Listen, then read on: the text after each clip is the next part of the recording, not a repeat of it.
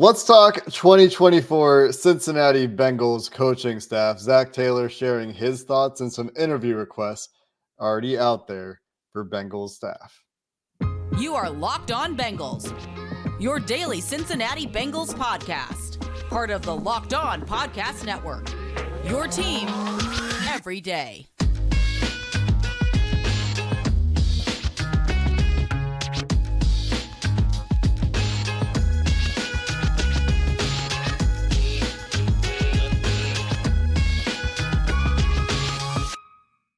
What up, Bengals fans, and welcome to another episode of the Locked On Bengals podcast. I'm Jake Lisco. He's James Rapine. We are the Locked On Bengals podcast. You can find this podcast on YouTube or anywhere you listen to podcasts. And when you subscribe, it not only supports us, and we appreciate that very much and deeply, it also makes it easy to become an everydayer, to join the First Listen Club. And we appreciate all of you who are in either of those groups already. Today's episode, when we'll be talking about the Bengals coaching staff for a lion's share of the episode, is brought to you by Jace Case, who can provide you with a personal supply of 5 antibiotics that treat 50-plus infections. Get yours today at jacemedical.com and use code LOCKEDON for $20 off your first order. And James, we'll start with Zac Taylor's expectations for his coaching staff. Around the NFL, Black Monday has occurred. The bulk of the coaching changes that you're going to see around the NFL have come down, although I'm sure there will be some more smaller moves that continue to trickle in this week. For example, Jacksonville, right before we started recording, announcing that they're moving on from some position coaches on both sides of the ball. But Zac Taylor, you asked him, what's the future of this coaching staff? And he gave a pretty straightforward answer.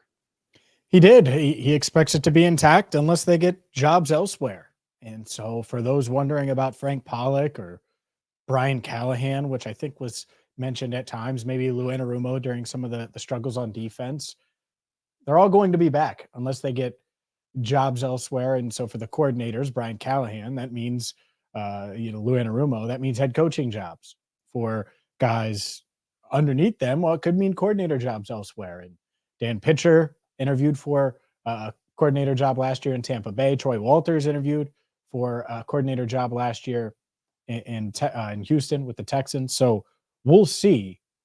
But Zac Taylor clearly plans to bring back the entire staff. And to me, Jake, that was as much a Frank Pollack question as anything, because I think most people assume that he had a 3-year contract.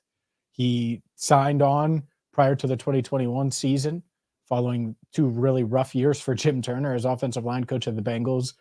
And he took some heat, certainly on social media, from Bengals fans this year. This offensive line, we can debate whether they were good or not or how good they were throughout the year.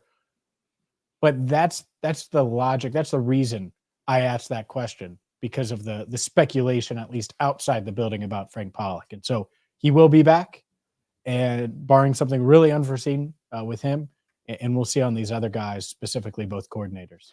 I think that was one where it was fair to wonder, to be honest. I think that the reasoning for that we talked about in the season was that Pollack's history, what he's known for, what he's schematically most comfortable with, is not really stuff the Bengals do so much anymore. Like, he comes from this wide zone play action coaching tree, which so does Zac Taylor, to be fair, and Brian Callahan coming from Gruden. Like, these guys are all coming from the same coaching tree when you trace it back far enough. And Pollack, of course, also worked with some great historical offensive line coaches, and that's why we were bullish on his hire when the Bengals made it.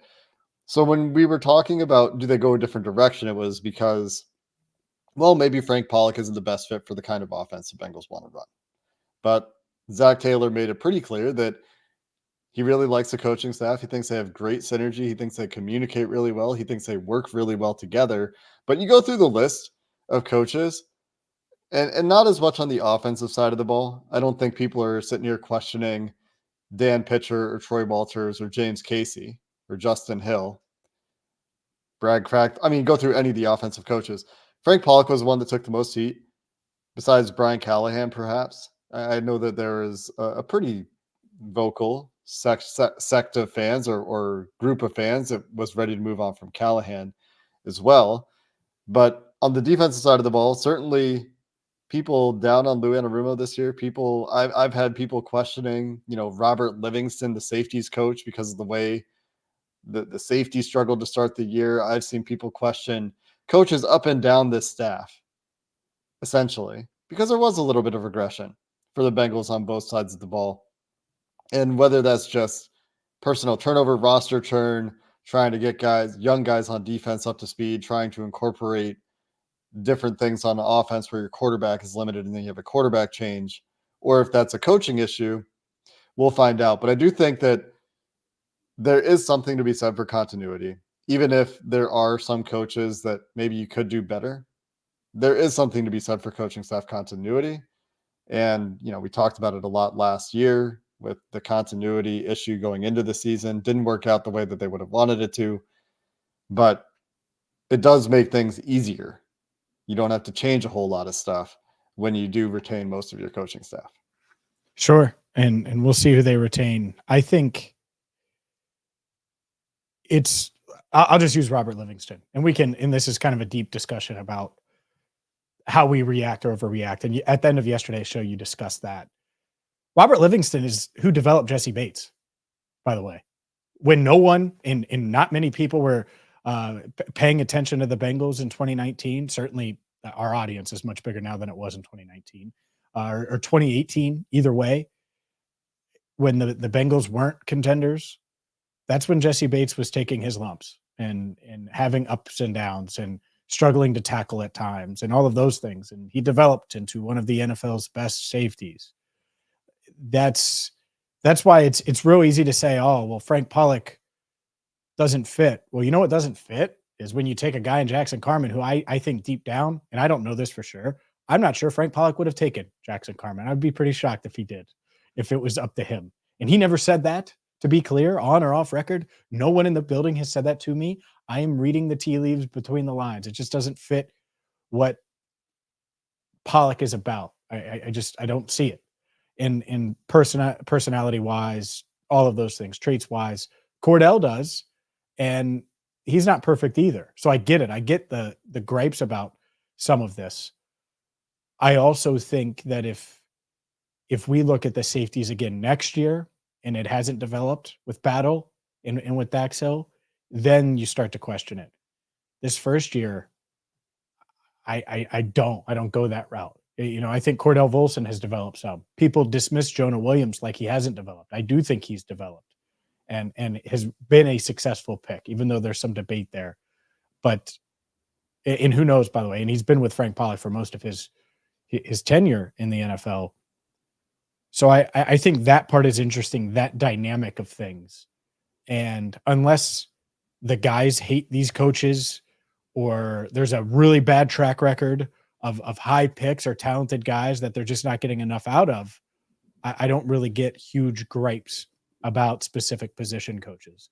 I get it with like Troy Walters, he's proven. And so from his development with T to how he's helped develop Jamar, and Jamar play at a high level, but that's also the 33rd overall pick and the 5th pick. And so for Livingston, let's see how Dax does in year 3, but really year 2 of actually playing defense and playing safety. I think it's just so hard to isolate whether a position coach is a problem from the outside, because all you can do as a fan or someone who's outside is look at how players play.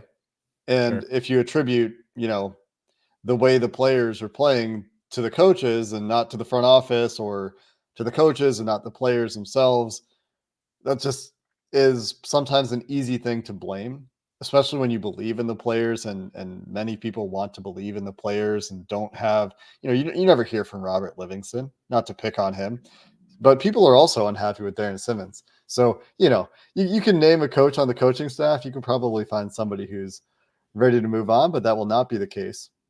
Let's talk about According to Simmons Zac just Taylor. briefly, just a Okay. little bit. We'll go Simmons. We'll talk about some interview requests that came in for some Bengal staff in the front office and coaching staff coming up next. We welcome our audience and you into the Locked On Bengals podcast every day, sometimes to escape the crazy realities of life. But we're going to talk for just a minute about preparing for real life. According to the FDA, pharmacies are running out of antibiotics like amoxicillin in the middle of the worst flu season in over a decade. And if you want to be prepared, you want to make sure you have access to medications. Maybe somebody gets sick in your family and there's a supply chain issue. Maybe you just need access to a medication for your day-to-day life. And again, you can't get it at a certain time. You'll be okay because Jace Medical exists. The Jace case, their primary antibiotic product, contains 5 different antibiotics to treat a long list of bacterial illnesses, including UTIs, respiratory infections, sinusitis, skin infections, among others. That could happen, comes up. Sometimes it's a really inconvenient time, especially in the winter. You can visit jacemedical.com right now and complete your physician encounter.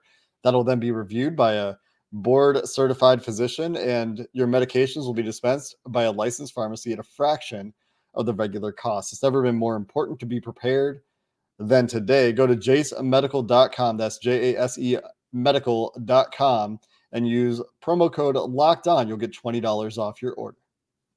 Today's show is also brought to you by PrizePicks. PrizePicks is daily fantasy the way it should be.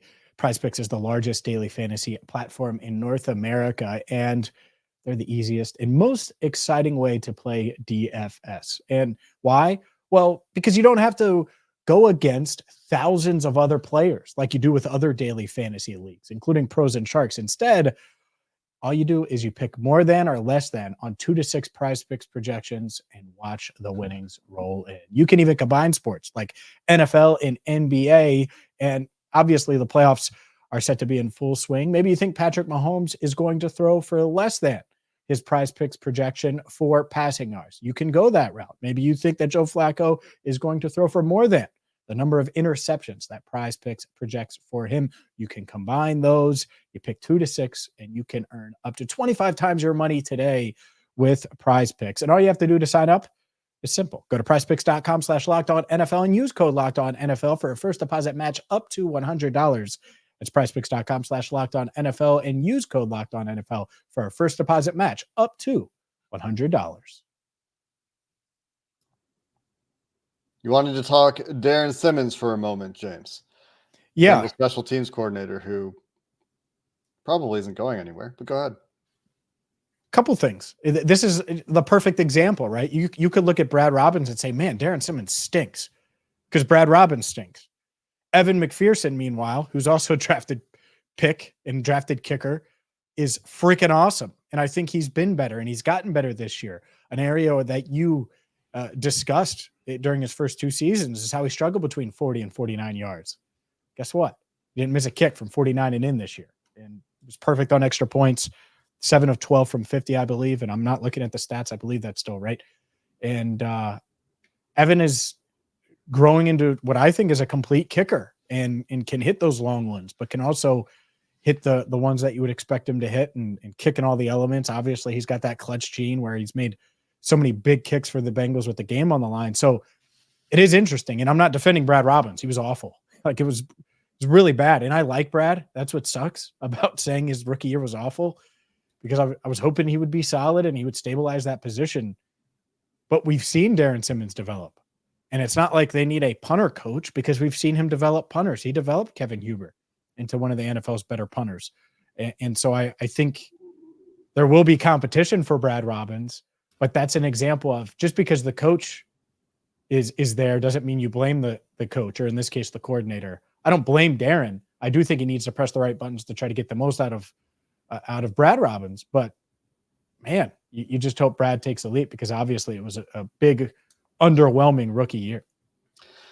Yeah, the issue with Brad Robbins is for many fans, just to be clear on this, I think an issue of the evaluation, because people assume that Darrin Simmons is the only one making those decisions on punters. And to be fair, Darrin Simmons has a ton of impact as far as what specialists the team acquires. He's been doing it for so long. He's been part of the organization for so long. And honestly, who knows punters better than the people who coach them? I don't think that's a position that many scouts specialize in. Like nobody's out there like, man, I've never missed on a punter in my life. You should hire me for your front, and maybe some front offices that have more personnel staff in them than the Cincinnati Bengals do have specialists.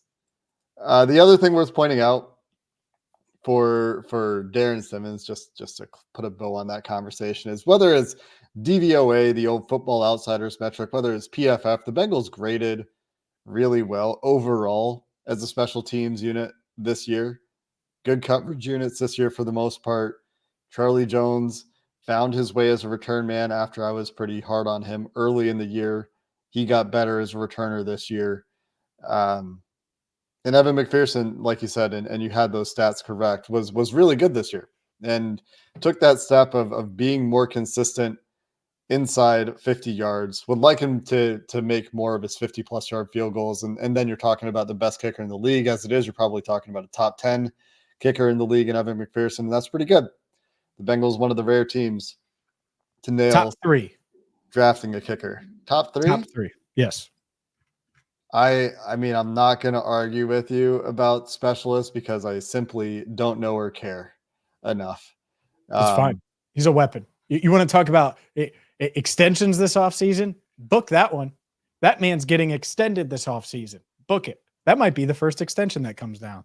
There's so little year-over-year consistency for kickers, but Evan McPherson has been relatively consistent as a young kicker, especially in the clutch, which is probably the most important thing for a kicker. Anyways, hopefully Trey Brown wasn't the kicker evaluator for the Cincinnati Bengals involved in getting the pick right for Evan McPherson. He might. Hopefully he was the punter evaluator. I'm just kidding. If he gets another job, we can make that joke. Honestly, we hopefully he's a defensive tackle evaluator. Oh yeah, sure. Trenches. Honestly, though, you hope he's none of those things. You wish him the best. He's been requested to interview for the Raiders GM job. Just real quick, as we're recording this and it's Tuesday afternoon, the Titans just fired Mike Vrabel. That's weird. I think that those who follow the Titans closely saw that coming when he didn't have a presser yesterday on Monday, I don't think. And people kind of read into the silence there.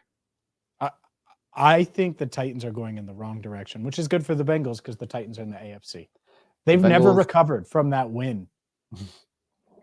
From Money Mac and Joe Burrow staying in the pocket after 9 sacks and getting just crushed as he finds Jamar Chase up the sideline in Nashville. They've never recovered from that at Nissan Stadium, that divisional round playoff win for the Bengals. So the Bengals will be facing a newly head coached Tennessee team in Tennessee in 2024. I can't wait for Titans fans to say, what happened in week 4 this year? Oh, whatever. I don't think Titans fans care. But Trey Brown interviewing with the Raiders. If he does leave, the upside for the Bengals, which is a nice thing to get, and I think all teams should be maximizing this as much as possible, will be a couple of compensatory picks if he were to get a GM job elsewhere. So we'll see what happens with that. We have only seen a few names for the Vegas job so far, but Trey Brown, a name that we talked about last week, or maybe earlier this week, is a guy who might be getting GM interests, does once again have interest in at least one GM job so far as of the time of recording.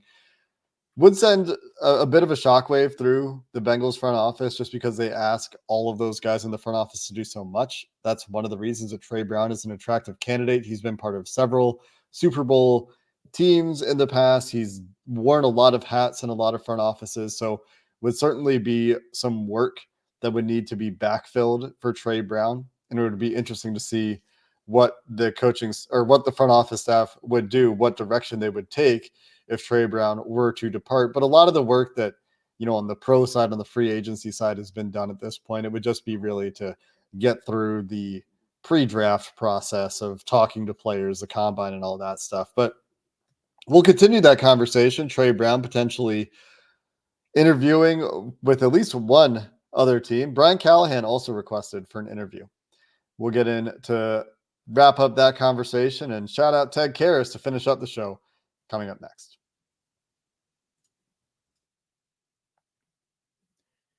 This show is sponsored by BetterHelp. Around New Year's, we get obsessed with how to change ourselves instead of just expanding on what we're already doing right. Maybe you finally organize one part of your space and you want to tackle another. Maybe you're taking supplements every morning and now you want to eat breakfast too. Therapy helps you find your strength so you can ditch the extreme resolutions and make changes that really stick and are sustainable. If you're thinking of starting therapy, give BetterHelp a try.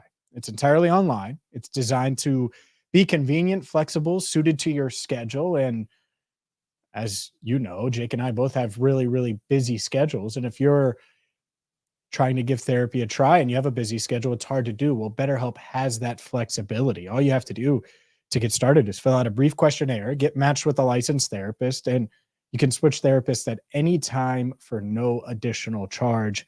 Celebrate the progress you've already made and visit betterhelp.com/lockedon today to get 10% off your first month. That's betterhelp.com/lockedon. James, any Trey Brown thoughts before we No. talk Brian Callahan? No, the one, I do think the front office will be okay. You're right. They would have to find another option there and go that route. It is nice to have him. There's no doubt. Hopefully they can keep him. I do think that it's interesting, though. He's already interviewed with the Raiders, and they interviewed him last year. Well, 2022, excuse me. So 2 years ago now. And so there is some familiarity. They know what they're doing. They know who they're interviewing, and they've met with him before. So we'll see. The Brian Callahan thing is interesting with Carolina. Who knows if there are other requests for Lou or Brian or anything like that. Those things generally get reported before things get scheduled for these coaches because it's the request gets put in. That doesn't mean the Bengals have officially approved it yet. Of course they will. I expect Brian to interview with Carolina. Who knows what else happens? But I think the thing to watch, Bengals fans, it's pretty simple. And at some point they're going to lose someone to a new job. But you do not want to lose Brian Callahan and Dan Pitcher at the same time because Pitcher is clearly, in my eyes, the offensive coordinator in waiting if Brian gets a job. And if Brian stays, then Pitcher might get an offensive coordinator job elsewhere. And that's what could happen. He's the current quarterback's coach for those wondering. So that's one domino just to pay attention to a bit. And typically the order of coaching hires in the offseason would be head coaches before coordinators. But last year it came up where Pitcher was interviewing with Tampa. He ends up returning. The Bengals, I think, give him a little bit more money to keep him around, anticipating this potential situation this year. Sure. And there's risk. That's the one thing the Bengals do have. There's risk in leaving Joe Burrow to go to Tampa, which at the time, no Brady. Who's to say that they were going to win the division? But like the Arizona job last year, the Indy job last year, or even the Panthers job this year, for a lot of these guys, the opportunity to move up the coaching ladder is just too good to pass up. It's pretty rare to see coaches follow the Zac Taylor career path of quarterback coach to head coach. And so you want to take those steps on the ladder where you can. Yeah, I think, and this is probably the year where Pitcher one way or another gets an OC job. I just think that you could have looked at that job from afar and said that's a 1-year job potentially. Hitching your wagon to Joe Burrow, it doesn't hurt. And he gets hurt, and guess what? Jake Browning played well for the most part. So pitcher stock, I think, is pretty darn high, and Zach said so on Monday. I think he's been on that trajectory for a while, and I think the job he did with Browning this year is only going to amplify that, because where Jake Browning finished the year versus where he started the year, from our observations, the way he was playing and the way he was handling training camp to the way he played in real NFL games is a pretty big achievement for Pitcher, I think. And Browning, a guy that they developed from practice squad to backup quarterback to viable backup quarterback, and Pitch was at the center of a lot of that. And so if one of these guys gets a job, hopefully the other is retained. Honestly, from like a long-term perspective, probably the ideal path to ensure the longest duration of continuity would be for Callahan to get a job, for them to have Pitcher step into the OC job for a few years before he eventually departs, if his trajectory continues the way it's going. But there's some other guys on this team that are, I think, in the coaching pipeline as well. And Taylor's alluded to that before, but a number of guys that I think are thought of pretty highly around the NFL. Sure. Troy Walters, keep an eye on him, because Andre Yosefovich did just have 4 touchdowns out of Princeton. It's and that's a 6th rounder. And so I do think that people across the league really respect him.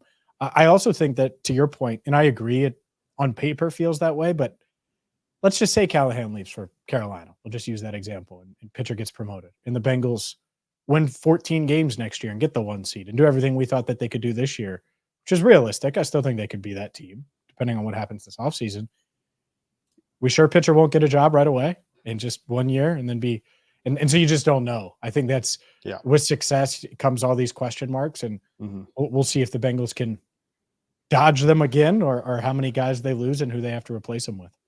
Yeah, it's when it does eventually happen, it will be the first or most significant test for the Taylor coaching staff, which has been largely intact for the entire Zac Taylor career or tenure in Cincinnati. And so we haven't really seen them go through significant, coordinator level major coaching changes. We know they replaced an offensive line coach. There have been some position coaches on defense here and there, but they've managed to keep that group together. And I think that is part of why they would continue to do it. Whether or not that's a good thing, I think that could be a matter of some debate. Sometimes doing the same thing isn't always the best thing. Sometimes continuity isn't always good. Anyone working in organizations that sees business processes knows that sometimes just doing it because you've always done it that way isn't always a good thing. But there are some upsides, like communication, familiarity, terminology, being on the same page as far as direction of the team, the culture, the style you want to use schematically on either side of the ball. Those things are upsides. Last thing, James, Ted Karras wins the Walter Payton Man of the Year Challenge. An additional $35,000 goes to Ted Karras's charity, the Village of Marici. And that is a testament to Ted, a testament to all the fans that were in the voting process. And I mean, we're both wearing Cincy hats for anybody watching. We know that money is going to a good place and making a real difference. Yeah, I think it's probably the best news you could get on a Tuesday, January 9th, when the Bengals are out of the playoffs is and maybe you say, no, it's Jamar Chase extension because he's eligible. That wasn't happening today. So yeah, it's great because of the difference in the fact that Ted has just been here for 2 seasons. Feels like he's one of these long-term Bengals, and obviously I expect him back next year for year 3 of his contract. But it's been great to get to know him and see the impact and work with them and directly with the Cincy had. And who would have thought that? And really, the Cincy hat's been just over a year, but changing lives the way they have. And I know they have plans to expand to Cincinnati as well, as far as the impact and helping those with special needs. So can't say enough good things about it. I love that Ted has been able to juggle that along with protecting both Jake Browning and Joe Burrow. And hopefully he plays at a high level again next year. But this is great off the field news for sure. In addition to raising money for a good cause, changing Cincinnati fashion forever. That's using right. hyperbole. Forever. It might be. It might just be a staple. Hard to imagine these hats going anywhere anytime soon. And the city has certainly embraced Ted as Ted has embraced the city of Cincinnati. Any other things that we need to cover? Carolina messed up the picture of Brian Callahan. I don't know if you guys saw the tweet. I don't know if anyone else even... I'm so glad you got it. You've never been more clutch. I don't know if anyone else even noticed, because why would you click on the Panthers.com, generic story? We're requesting to interview Brian Callahan, and I click on it and I go scroll down to the image and it's damn pitcher. What are we doing? And then Ben Baby put me in there. We tweeted that one out. Hilarious. They also spelled alma mater wrong. Alma mater. Yeah. I mean, come on now. David Tepper's got money. All right. He's going to pay whatever coach money. He's paying like 4 coaches. Pay your social team to pay more attention. It was just the Jeff Hobson equivalent. One of the CarolinaPanthers.com writers made a couple mistakes. I assume he's also doing their graphics. Maybe not. It was his byline. Yeah, sure. But there's a graphics person. I'm just saying, make sure that they don't have to rush it. Yes. That's all. Give them more of a heads up. They've known for weeks they were going to interview Brian Callahan. They haven't had a coach in 3 damn months. Come on, David Tepper. The optics are really bad for a pretty non-football part of the Panthers operation. You think they spelled Bryce wrong when they drafted Bryce Young, Brice instead of Y? Bryce Young. Honestly, they got some spell checkers. Quarterback. Some Auburn. autocorrect. Oh, wait. Not Auburn? He didn't go to Auburn? Stanley, he didn't go to Auburn? Oh, God. That's going to do it for this episode of the Locked On Bengals podcast. We're getting into the draft a little bit later this week with our first draft primer of the year with Mike Renner. We'll have some content for you here. Just throw DJ Moore in. Who cares? Offseason. Don't need him. Until next time, thanks for listening to this episode of the Locked On Bengals podcast. Hoo day, and have a good one.